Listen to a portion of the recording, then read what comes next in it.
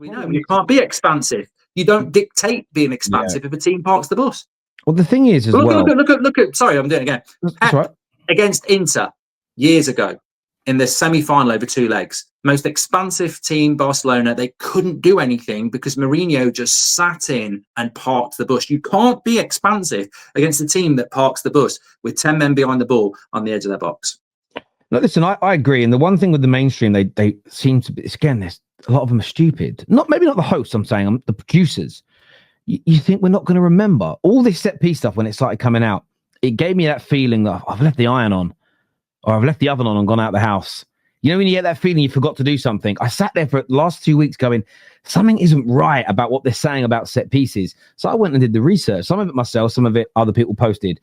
Found that over the last 20 years, goals being scored in matches won by champions, so set piece goals being scored in games won by champions, has been steadily increasing for 20 years. So when Jamie Carragher says we've gone backwards to set piece goals, winning games or being involved in winning matches, well, no, it's been steadily getting worse. It was in the high 30% up until last season. It was in the high 40%. So a 10% growth over 20 years. So more and more set piece goals being scored every single year as an example. So that was a lie. But then you started finding all these articles and old clips, some of them only 3 or 4 years old, of Carragher and O'Hara, loads of people on TalkSport, different journalists talking about Liverpool needed a new set piece specialist. They're not scoring enough from set pieces, or this team is praising Conte's Chelsea team for how amazing they were at scoring from set pieces and how that can help get you over the line. And I knew that I'd heard these things, but it was back in the subconscious because it's 5 years ago, 8 years ago. But you remember as a football fan listening to punditry before what we did blew up.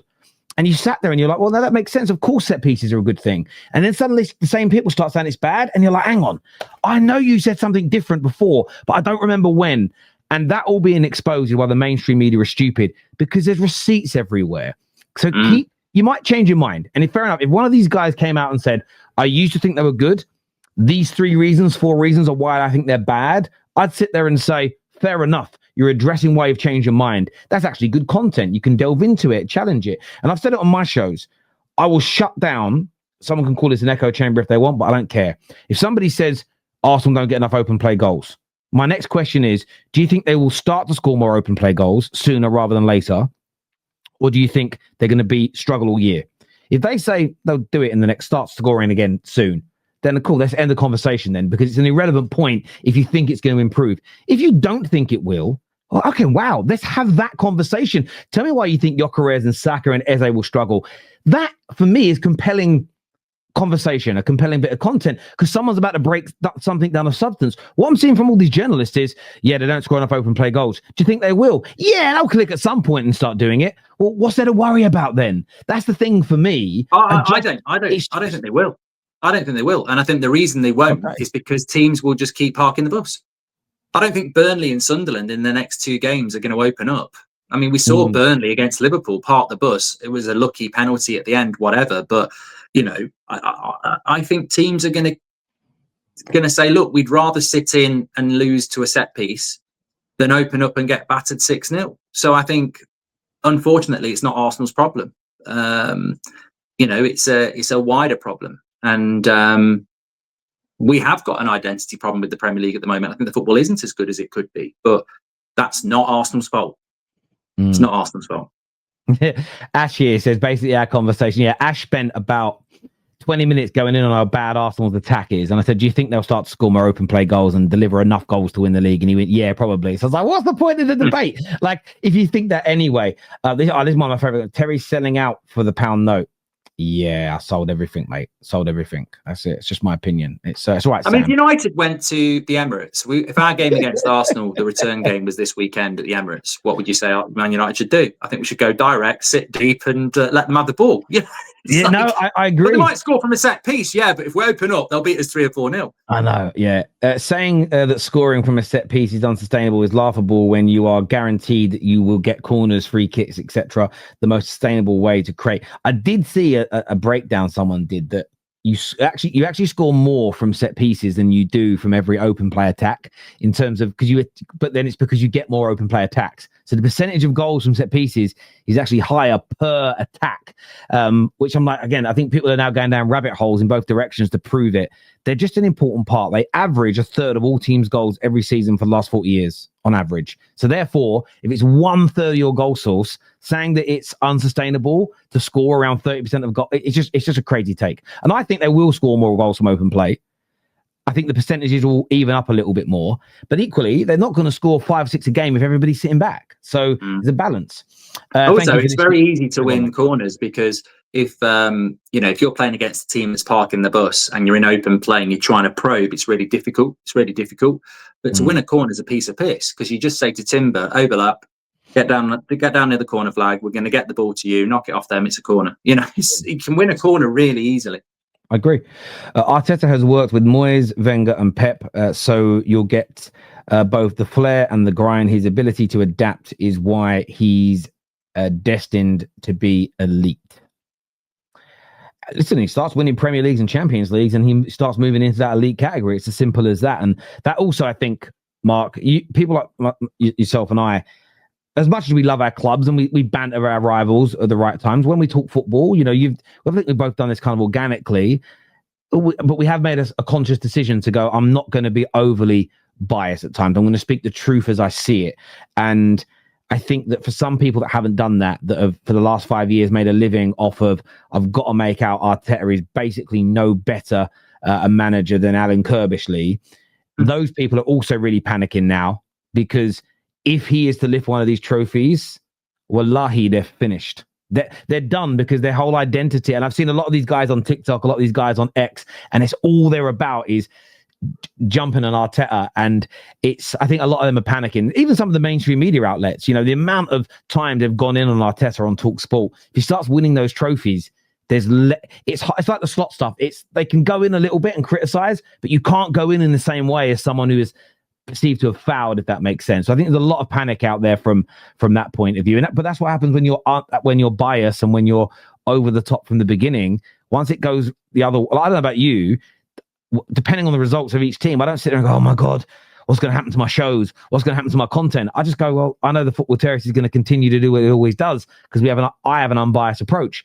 Where if you're someone that's like, I only make money when Man United lose, or I only get money when I can ask, if you're a Spurs fan, for the Spurs manager to be sacked, people only care about my opinions when my team's in turmoil, then I kind of get why you'd panic when things start to go well. And then you look for obscure things to attack.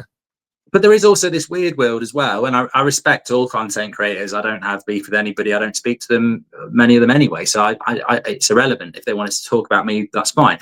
I don't name names. I'm not interested. But there is a new world as well where you can be, very, very, very abusive of a manager, very, very abusive of the manager, and call them absolute frauds and a load of shit and this, that, and the other. And it's not just Amrim or Arteta. We've seen it with other managers like Ten Hag and Ollie.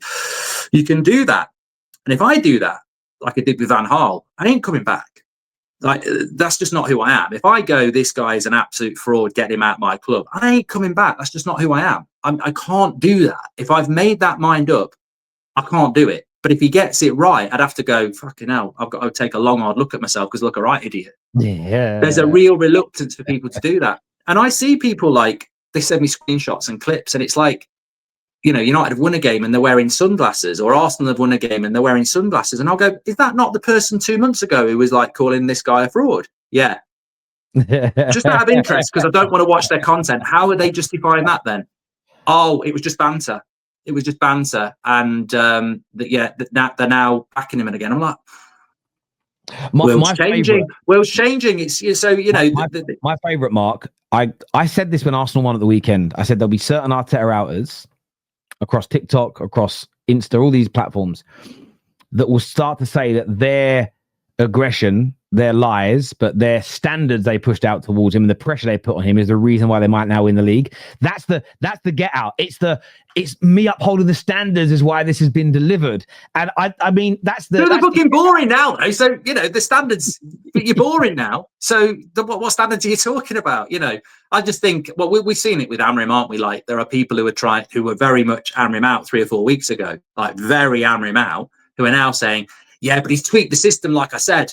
You know, he's spent the international break reading my tweets and he's tweaked it. And now I'm Amrim in because he's changed the system. And this is why a lot of us are going, nothing's actually changed big enough for you to go, he's shit, to, oh, he's changed. He hasn't. There might be little things, but it's not. Basically, Amrim was trying to do this in the first few weeks, but the players weren't ready for it. They've now got used to it. That's how I would describe the change. But yeah, I think for me, there's a lot of Amrim outers still on the United stand, and they're very welcome. And I like their conversation, and I like a reasoned conversation. And I'd rather they stayed Amrim out than go, oh, he's changed the system, so I'm back again. And then if he loses to Forest, oh, he's shit again. I can't be doing. I think it's an age thing. Yeah. It's an age thing. I can't do this swipe up, swipe down stuff. You know, it's like. What I love about it is the people that do this thing of. It's because he read my tweets or he watched my videos or he watched my TikToks. Cool.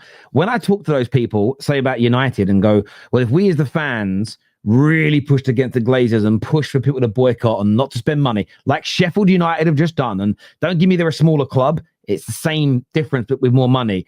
Yeah, but what influence do I have, man? I'm one person. So this is what annoys me about those same people.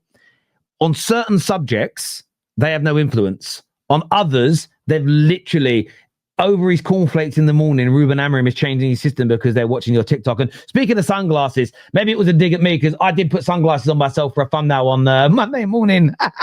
Mate, somebody in the chat just said, oh, he's definitely talking about such and such. You're wrong. I would never watch that person. But the point is, you would never know who I'm talking about because everybody fucking puts sunglasses on now. It's everybody does. Even Terry's doing them, you know. My thumbnail guy did it. I mean, look, it kind of is what it is. Sheffield, oh, sorry, not Sheffield United, Sheffield Wednesday. Yeah, but you get the point still remains. I've told football fans for years. And listen, by the way, I always say this to fans, I don't want to give up my season ticket or I don't want to stop buying the kits. I don't judge you. I'm just saying the one thing Man United fans haven't tried, and even all the different groups and big fan channels and fanzines and the one thing that never seems to get discussed is how about we all just pull our money, cancel our TV subscriptions, stop buying things, threaten it first, and then do it. I would love to see what happens. The issue with doing that is maybe with a Sheffield Wednesday, you know, if you cancel your season ticket and they sell, who's buying your season ticket? No one, other than you. Yeah. So you will get it back. But I do get it. But at the same time, if people only care about making money, they're so controllable. Could you just take the money away? It's very easy. But nobody's Amrim out. Sorry, nobody's Glazers out or UAE in at the moment because we've just won our last 3 games, and that's the problem as well. You buy a big player or you win a few games, no one gives a shit about the Glazers or Sir Jim. You lose a few games, I get them out, and that's why we fail. Because I think I've always said if Liverpool had the Glazers, they wouldn't have the Glazers. If the Glazers were at Liverpool trying to knock Anfield down, Anfield wouldn't get knocked down. There's just something about our fan base that's just really goes with.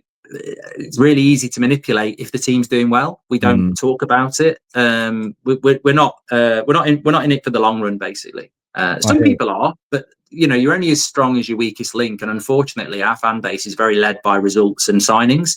It shuts things down. I hear that.